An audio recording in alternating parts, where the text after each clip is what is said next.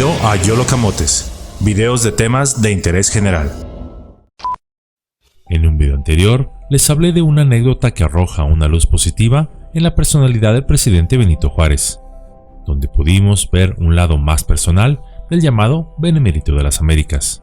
Si bien en lo político Juárez ha sido muy controversial, pues por un lado hay quienes apoyan su gestión hasta el punto de la adoración, mientras que por otro es seriamente cuestionado por muchas decisiones que retrasarían al país en lo social y económico por décadas.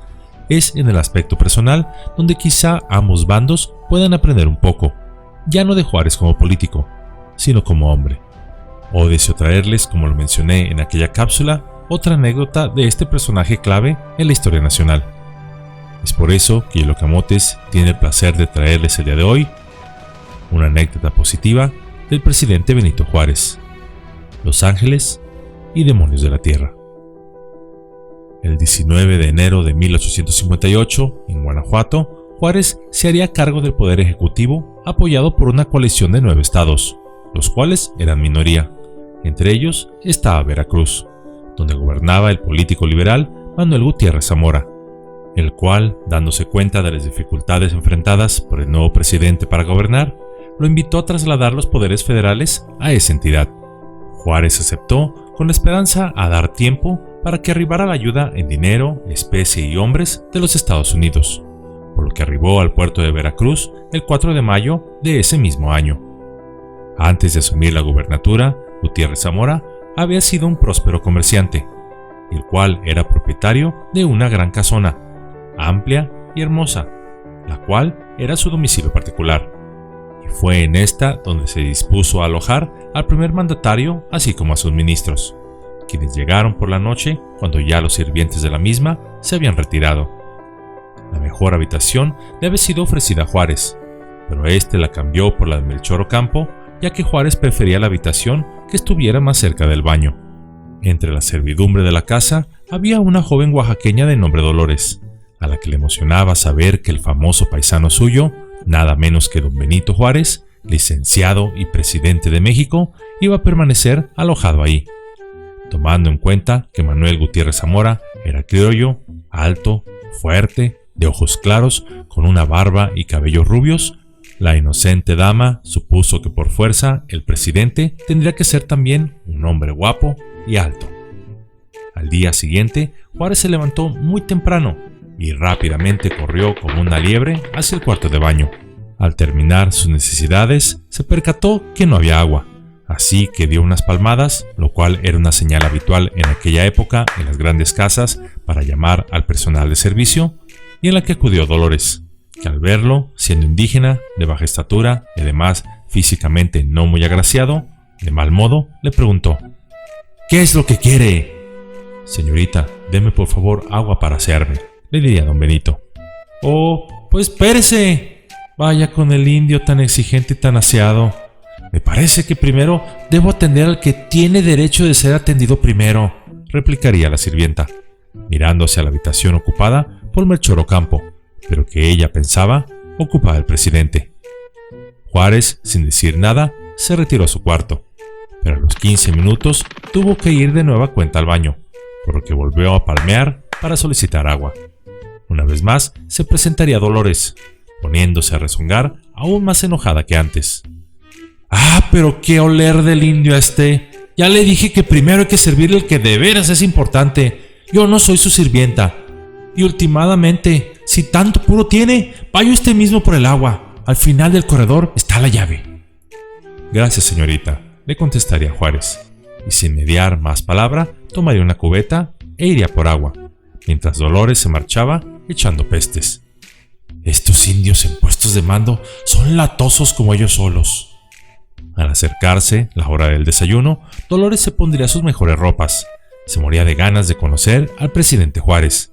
Estaba feliz, pues había obtenido permiso del ama de llaves, el privilegio de atender personalmente al ilustre huésped.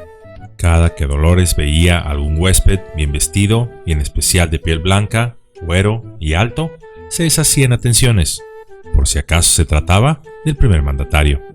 Por uno de los corredores vio cruzar al indio Pediche, el cual quería agua. Se había puesto levita negra y tomaba del brazo al gobernador. «Indio igualado», murmuraría Dolores. Llegaría el momento en que los huéspedes y su anfitrión se sentarían a la mesa. Dolores ya estaba impaciente por ver a su paisano, ese huésped especial. Pero al observar que el lugar de honor, la de alto respaldo reservada para el presidente, se sentaba nada menos al que ella llamó Indio Chaparro, ya que Juárez medía 1.37 metros de altura, y al que ella había tratado con gran altanería, de repente sintió cómo se le hacían las piernas de espagueti, se le nubló la vista, perdió el equilibrio y se sintió como que le faltaba el aire. Le estaba dando el tramafat, es decir, un ataque de nervios o ansiedad que sentía como si fuera un paro al corazón.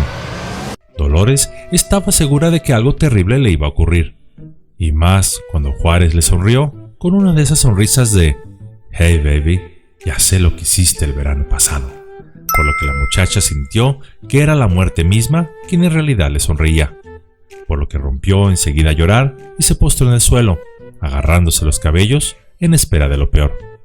Sus temores no estaban infundados, pues en aquel entonces el personal al servicio de ricos y poderosos eran tratados como una herramienta desechable, y el castigo corporal e incluso la muerte no eran poco frecuentes.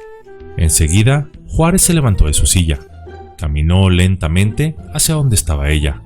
Sus ojos, color café claro, no dejaban de verla fijamente. La tomó cuidadosamente por el brazo y le dijo con una voz áspera: «Ya te cayó el chahuistle». Bueno, eso no dijo, pero quizá era lo que Dolores esperaba escuchar. En lugar de ello, Juárez, con una voz tranquila y cortés, le murmuró: «No llore, señorita. Cálmese. Aquí no ha pasado nada. Todos podemos equivocarnos a veces. Tranquilícese y vuelva a sus ocupaciones, segura de contar con mi respeto y mi afecto». Todos los presentes no sabían lo que sucedía entre ambos, por lo que Juárez, ya una vez sentado en la mesa, relató a su anfitrión e invitados el porqué de esa escena tan peculiar.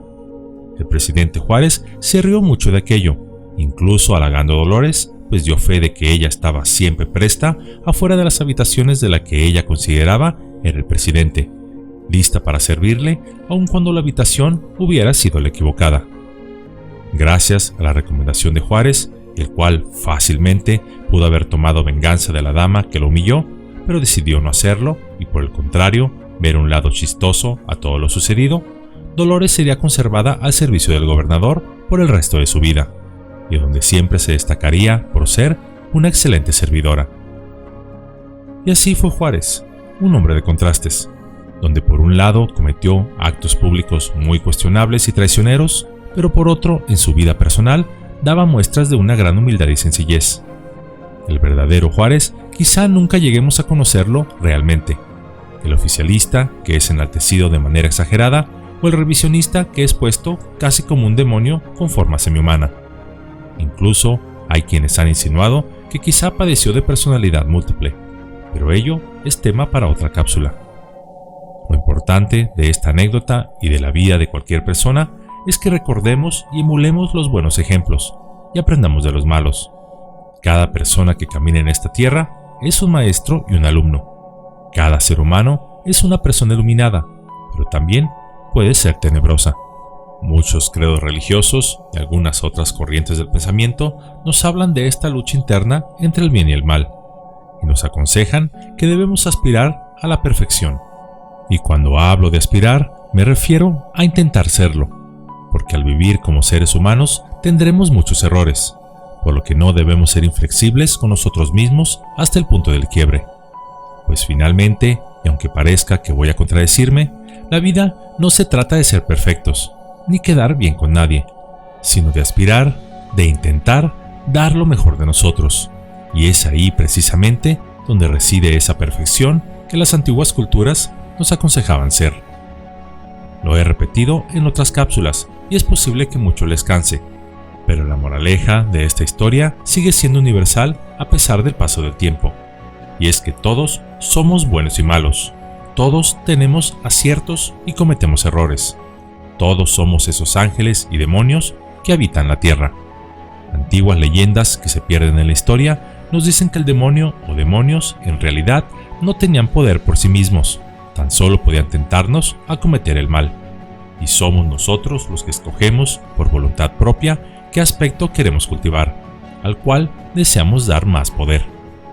Pues la serpiente no dio la manzana a Eva, ella la tomó por cuenta propia. Un arma no se dispara sola, es una persona la que aprieta el gatillo.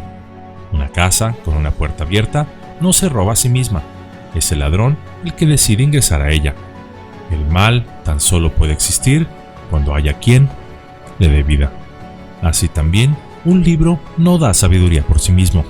Es el que tiene esa sed de conocimiento, el que decide abrirlo, aprender de él y precisamente aplicar lo leído con sabiduría en su vida. Una orquesta que interpreta a los grandes de la música tan solo es maravillosa cuando hay oídos que la escuchen y la aprecien. Un país es grande no por sus recursos naturales, su historia o un ejército poderoso, sino por el espíritu de hermandad de sus habitantes. Incluso este canal no tiene mérito alguno, ni su servidor tampoco es ningún maestro. Yo soy tan solo un puente que cruje y se bambolea con el viento, donde el mérito está en ustedes, aquellos que deciden cruzarlo. Todos tenemos ese potencial de ser ángeles o demonios, de ser parte de la paz o de la guerra, de convertirnos en leyendas o en arena del desierto.